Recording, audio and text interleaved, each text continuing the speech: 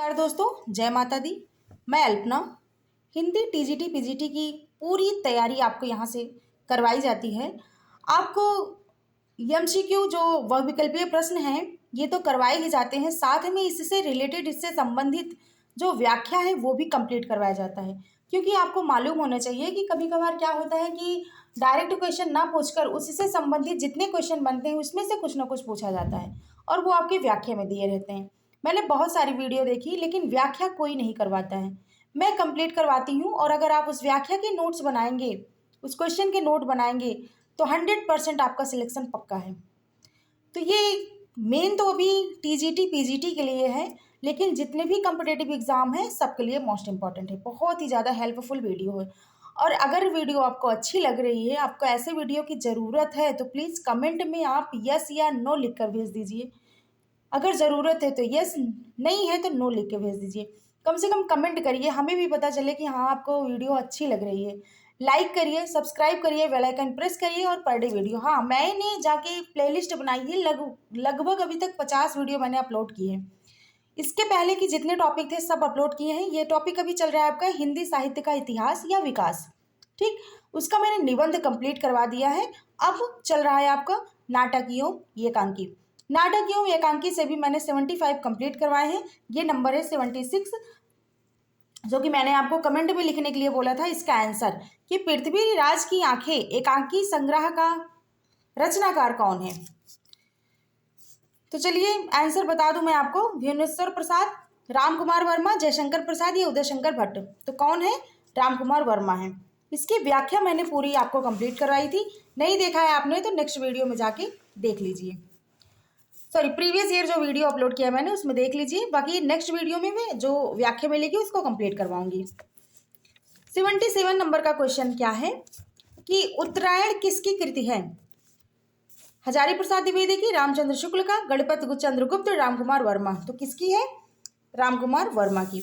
78 number का question है कि निम्नलिखित नाटककारों में ऐतिहासिक नाटककार कौन है?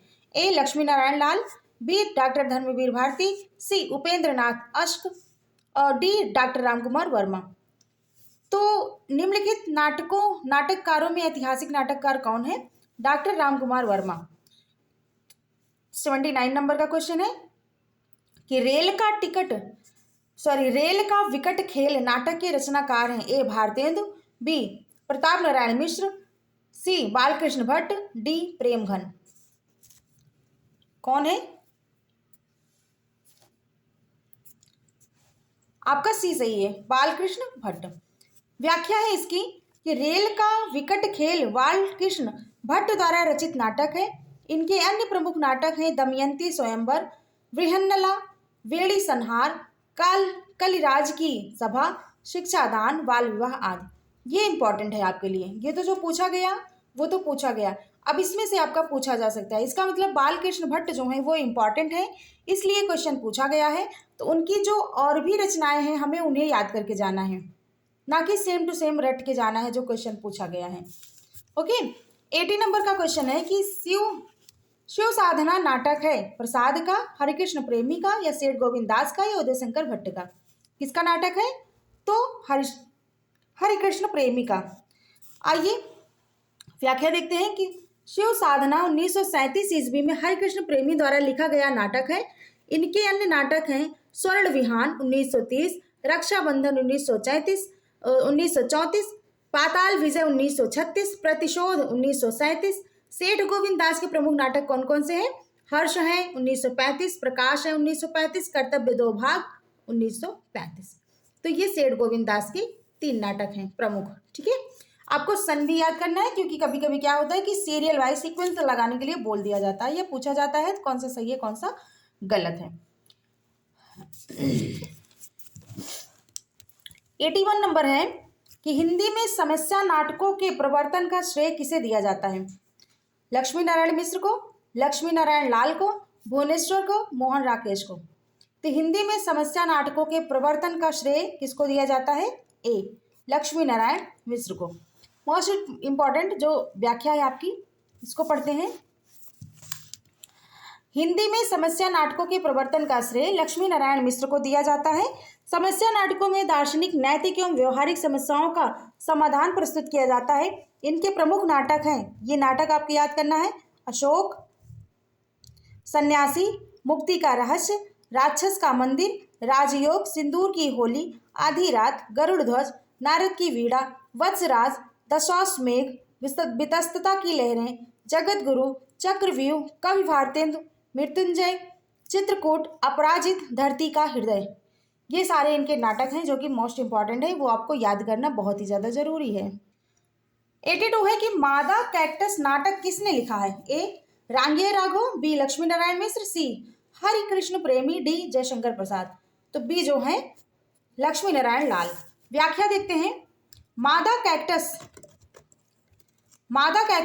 1959 नाटक श्री डॉक्टर लक्ष्मी नारायण लाल द्वारा रचित। इस नाटक में प्रेम और विवाह को कला साधना के परिप्रेक्ष्य में देखने का प्रयास किया गया है। अंधा कुआं 1955, सुंदर रस 1959, तीन आंखों वाली मछली 1960, सूखा सरोवर 1960, रक्त कमल 1962, रात रानी 1962, दर्पण 1963, सूर्यमुख 1968, कलंकी 1969, मिस्टर अभिमन्यु 1971, कर्फ्यू 1972, राम की लड़ाई, नरसिंह कथा, एक सत्य हरिश्चंद्र, चतुर्भुज राक्षस, पंचपुरुष, गंगा माटी आदि इनकी अन्य कृतियां हैं। देख रहे हैं कितनी सारी कृतियां इनकी हैं जो आपको याद करना है। तो आप इसको नोट्स कर लीजिए, नोट्स बनाएंगे, नोट करेंगे तो आपको बहुत अच्छे से आपका तैयार हो जाएगा। अंधा कुआं के रचनाकार हैं 83 लक्ष्मी नारायण भारद्वाज, डॉक्टर लक्ष्मी नारायण लाल, मोहन राकेश, धर्मवीर भारती। तो कौन है अंधा कुआं? ऊपर पढ़े थे अभी हम ना, लक्ष्मी नारायण लाल। 84 नंबर का क्वेश्चन है कि निम्नलिखित में से कौन सा सही सुमेलित नहीं है? पूछा गया नहीं है। अग्निलीक भारत भूषण अग्रवाल, उत्तर प्रियदर्शी धर्मवीर भारती, सूखा सरोवर लक्ष्मी नारायण लाल, एक कंठ विस्पाई दुष्यंत कुमार। तो कौन सा सुमेलित नहीं है? बी नंबर का क्वेश्चन है, उत्तर प्रियदर्शी जो है ये धर्मवीर भारती का नहीं है। आइए देखते हैं किसका है ये। उत्तर प्रियदर्शी गीत नाट्य सच्चिदानंद हीरानंद वात्स्यायन अज्ञेय द्वारा लिखा गया है। शेष नीति नाट्य सुमेलित है। ठीक है, तो जो उत्तर प्रियदर्शी किसका है? सच्चिदानंद हीरानंद वात्स्यायन अज्ञेय जी का है। 85 नंबर का क्वेश्चन है, अंजो दीदी किस विधा की रचना है? ए कविता, बी नाटक, सी कहानी, डी उपन्यास। तो बी किसका है? नाटक है ये। अंजो दीदी किस विधा की रचना है? आइए देखते हैं किसने लिखा है इसको। तो व्याख्या पढ़ेंगे जो कि और बहुत सारे क्वेश्चन आपके यहाँ से बनेंगे। अंजो दीदी 1954 उपेंद्र नाथ अश्क की सर्वाधिक प्रौढ़ नाट्य कृत है। उपेंद्र नाथ की है। ठीक है, इसके केंद्रीय पात्र अंजो दीदी हैं। ये भी पूछा जा सकता है कि जो अंजो दीदी केंद्रीय पात्र कौन है? तो अंजो दीदी हैं। अंजो दीदी नाम ही है जो बहुत अनुशासन प्रिय हैं। अश्क जी ने अन्य नाटक हैं, अश्क जी के अन्य नाटक हैं जय पराजय 1937, छठा बेटा 1940, कैद 1945, उड़ान 1946, भंवर 1950, अलग अलग रास्ते 1954 आदि। तो ये आपका मोस्ट इंपॉर्टेंट है, इसको याद कर लीजिए। 86 नंबर है कि रस गंधर्व नाटक के रचयिता ए मोहन राकेश, बी मणिक मधुकर, सी सुरेंद्र शर्मा, डी शंकर शेष। तो आंसर नंबर आपका बी सही है, मणि मधुकर। रस गंधर्व नाटक के रचयिता मणि मधुकर हैं। इनके अन्य नाटक इस प्रकार हैं, बुलबुल सराय, दुलारी बाई, खेला पोलमपुर, हे बोधि वृक्ष, इकतारे की आंख और इलायची बेगम। ये इनके मुख्य अन्य नाटक हैं। 87 है, युगे युगे क्रांति के रचनाकार कौन हैं? ए विष्णु प्रभाकर, बी जैनेन्द्र, सी बालकृष्ण भट्ट, डी शरद जोशी। तो आंसर नंबर आपका ए सही है, विष्णु प्रभाकर। व्याख्या देखते हैं कि युगे युगे क्रांति विष्णु प्रभाकर का नाटक है। इनके अन्य नाटक हैं डॉक्टर, समाधि, टूटते पर परिवेश, अब और नहीं, गांधार की भिक्षुड़ी, वंदनी, सत्ता के आर पार, लिपस्टिक की मुस्कान, नव भारत, नव प्रभात, रक्त चंदन। ये इनके अन्य नाटक हैं, किसके? विष्णु प्रभाकर के। 88 नंबर का क्वेश्चन है कि डॉक्टर नामक कृत विधा है। देखो इसमें से पूछा गया, अभी हमने पढ़ा क्या है विधा। डॉक्टर नामक कृत की कौन सी विधा है? कहानी है कि नाटक है, प्रासन है, गीत परक है, क्या है? तो अभी हमने पढ़ा नाटक है। किसका है? किसका है? विष्णु प्रभाकर का है। विष्णु प्रभाकर कृति डॉक्टर नामक नाटक मनोवैज्ञानिक सामाजिक नाटक है जिसमें डॉक्टर अनीला के संदर्भ में भावना और नैतिक कर्तव्य का संघर्ष दिखाया गया है। प्रभाकर जी का अन्य नाटक समाधि भी है। ठीक है। डॉट डॉट को नुक्कड़ नाटक के जनक कहते हैं, यानी किसको नुक्कड़ नाटक के जनक कहते हैं? ए भीष्म साहनी, बी हबीब तनवीर, सी सफदर हाशमी, डी प्रसन्ना हेगोड। तो किसको कहते हैं? सी सफदर हाशमी को नुक्कड़ नाटक का जनक कहते हैं। सफदर हाशमी को क्या कहते हैं? नुक्कड़ नाटक का जनक कहते हैं। इनकी व्याख्या है, देख लेते हैं, कभी कभार इसमें से आपको पूछा जा सकता है। तो सफदर हाशमी को नुक्कड़ नाटक का जनक कहते हैं। हाशमी ने नुक्कड़ नाटक को एक नई दिशा दी। डॉक्टर लाल बहादुर वर्मा ने गोरखपुर में संचेतना नामक संस्था का गठन करके नुक्कड़ नाटकों की शुरुआत की। नुक्कड़ नाटक न केवल वास्तविक जीवन से बल्कि चलचित्र माध्यम से भी काफी महत्व रखता है। नुक्कड़ नाटक का इस्तेमाल स्वयंसेवी संस्थाओं, थिएटर समूहों, विद्याजीवी वर्ग, सामाजिक कार्यकर्ताओं, छात्रों द्वारा सामाजिक व राजनीतिक मुद्दों पर जनता के बीच जागरूकता को लाने के लिए किया जा रहा है। नुक्कड़ नाटक ने भी तीसरे थिएटर के रूप में अपनी एक अलग पहचान बनाई है। हिंदी फिल्म हल्ला बोल ने सामाजिक कुरीतियों के खिलाफ नुक्कड़ के माध्यम से आवाज उठाई। ये इंपॉर्टेंट है। ठीक है। क्वेश्चन है कि हिंदी का पहला रेडियो नाटक माना जाता है सीमा रेखा को, राधा कृष्ण को, सेठ बांकेलाल को या युग संधि को? तो राधा कृष्ण को माना जाता है। हिंदी में रेडियो का नाटक जन्म ये पूछा जाता है, सन पूछा जा सकता है, 1937 में हुआ। रेडियो में प्रसारित पहला हिंदी नाटक आचार्य चतुर्सेन शास्त्री द्वारा लिखित राधा कृष्ण है। 91 क्वेश्चन है कि पंडित जवाहरलाल नेहरू और ब्रह्मावर्त के पृथु के बीच विलक्षण साम्य किस नाटक में है? ए कोणार्क में, बी शारदीय में, सी भारत दुर्दशा में, डी पहला राजा में। तो पंडित जवाहरलाल नेहरू और ब्रह्मावर्त के पृथु के बीच विलक्षण साम्य किस नाटक में है? डी पहला राजा में। ओके, ये व्याख्या में बहुत ज्यादा इंपॉर्टेंट नहीं लग रही है, इसलिए हम नहीं करवा रहे हैं। आगे बढ़ते हैं। दृश्य काव्य की विधा है नाटक, निबंध, उपन्यास या गीत काव्य? दृश्य काव्य की विधा क्या है? यानी जो हम देख कर सीखते हैं, देखते हैं जिसमें, तो नाटक में देखते हैं कि निबंध में कि उपन्यास में कि गीत काव्य में? तो हम नाटक को देखते हैं। ये विधा नाटक की है, दृश्य काव्य की। रंगमंच पर अभिनय द्वारा प्रस्तुत करने की दृष्टि से लिखी गई तथा पात्रों द्वारा एवं संवादों पर आधारित एक से अधिक अंकों वाली दृश्यात्मक साहित्यिक रचना को नाटक कहते हैं। हिंदी में मौलिक नाटकों का आरंभ भारतीय हरिश्चंद्र से माना जाता है। 93 नंबर का क्वेश्चन है कि हिंदी में यथार्थवादी एकांकी के जनक हैं? A Rajkumar Verma, B Upendra Nath Ashk, C Jaishankar Bhatt, Uday Shankar Bhatt, D Bhuvneshwar. Answer number आपका ए सही है, रामकुमार वर्मा। इसके कुछ अन्य महत्वपूर्ण तथ्य हैं। 1940 में डॉक्टर नगेद ने कहा था कि हिंदी एकांकी का इतिहास गत 10 वर्षों में सिमटा हुआ है। नेक्स्ट है कि श्री रामनाथ सुमन चारुमित्रा 1942 की भूमिका में डॉक्टर रामकुमार वर्मा को हिंदी एकांकी का जन्मदाता मानते हैं। अगला कि डॉक्टर सत्येंद्र इसका सूत्रपात भारतेंद्र से स्वीकार करते हैं। डॉक्टर सोमनाथ गुप्त प्रसाद के एक घूंट से एकांकी नाटकों का प्रारंभ मानते हैं। कौन मानता है एक घूंट से? तो डॉक्टर सोमनाथ गुप्त। अज्ञे जी ने लगभग यही मत स्वीकार करते हुए लिखा कि प्रसाद का एक घूंट भी एकांकी है। रूप विधान की दृष्टि से वह आधुनिक एकांकी के बहुत निकट है और ऐसा माना जा सकता है कि आधुनिक एकांकी की परंपरा वहीं से प्रारंभ होती है। उदय शंकर भट्ट द्वारा रचित एकांकी संग्रह अभिनव एकांकी 1940 में प्रकाशित हुआ।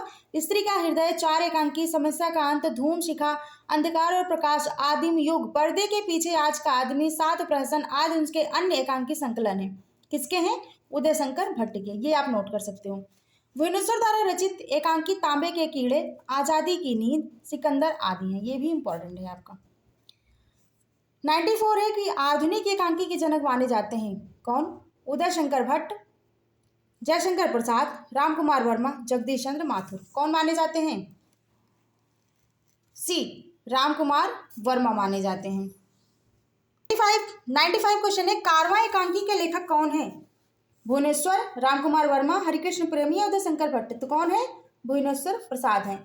रुपया तुम्हें खा गया एकांकी के लेखक कौन है? रुपया तुम्हें खा गया एकांकी के लेखक कौन है? भगवती चरण वर्मा, रघुवंशी, राजीव सक्सेना, विनय रंजन।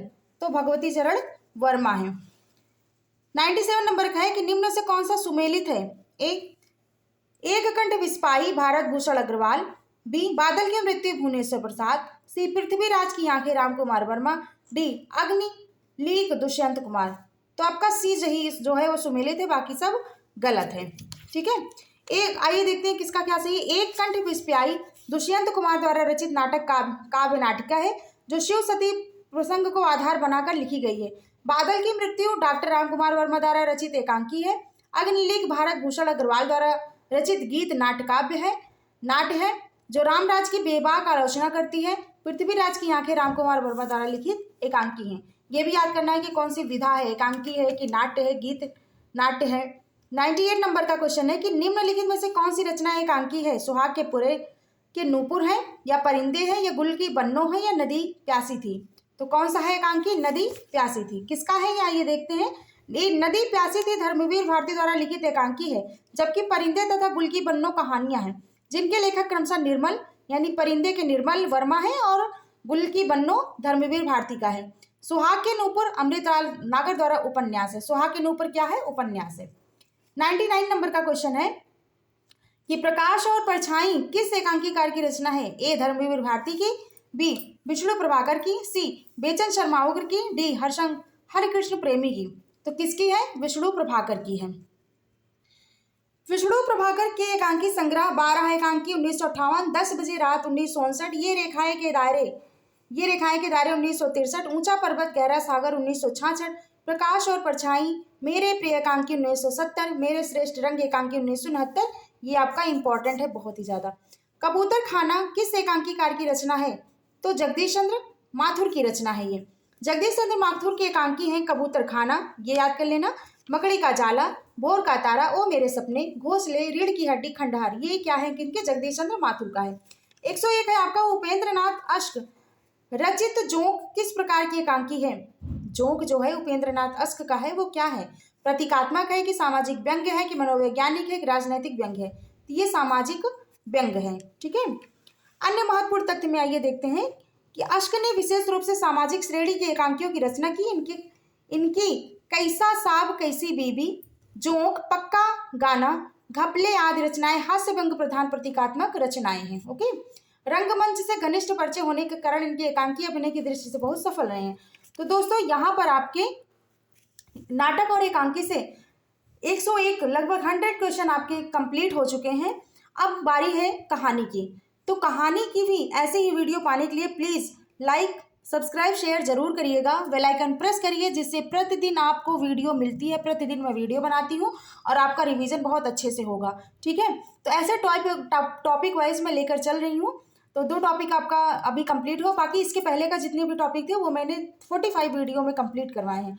तो प्लेलिस्ट बनी है, नहीं देखे हैं फिर से कह रही हूँ जाके देखिए, बहुत ही ज़्यादा हेल्पफुल वीडियो है वो, बहुत ही इंपॉर्टेंट वीडियो। आप एक सरसरी नज़र से अगर सुन लेते हैं, देख लेते हैं नज़र से, और अपने कानों से मोबाइल रखकर अगर सुन भी लेते हैं, तब भी आपका रिवीजन बहुत अच्छे से हो जाएगा।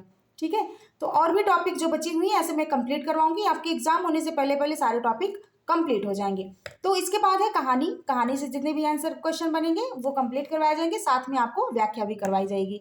तो जो आपको याद है वो अच्छी बात है, जो नहीं याद है अभी भी टाइम है, आप उसको नोट कर सकते हैं। नोट करके लिखेंगे तो आपको और अच्छे से याद होगा। तो कैसी लगी वीडियो कमेंट में ज़रूर बताया करिए, प्लीज़ रिक्वेस्ट है आपसे। कमेंट, आप लोगों के कमेंट का हमें वेट रहता है। तो बस और क्या कहूँ, बहुत बहुत धन्यवाद वीडियो देखने के लिए। जय माता दी।